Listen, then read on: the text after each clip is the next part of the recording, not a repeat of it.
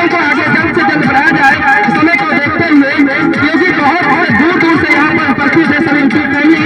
और सभी यूट्यूब प्रेमी जो है, मैं आग्रह करता हूँ कि आप सभी केक काटते समय आप सभी खड़े होकर हमारे भतीजे अभी कनौजिया जी के जन्मदिन पर आप सभी जो है आशीर्वाद दीजिए।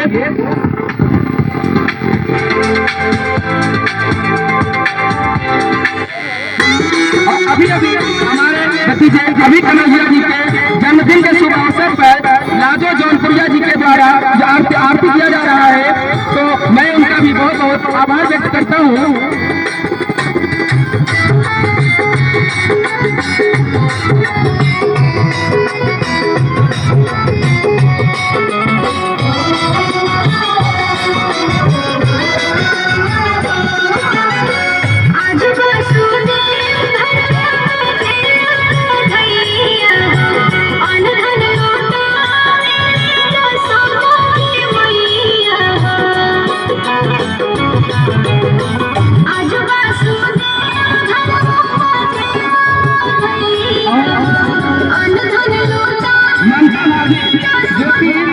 अभी जो है हमारा भतीजा है उसके जन्मदिन पर यहाँ पर उपस्थित है और जो कि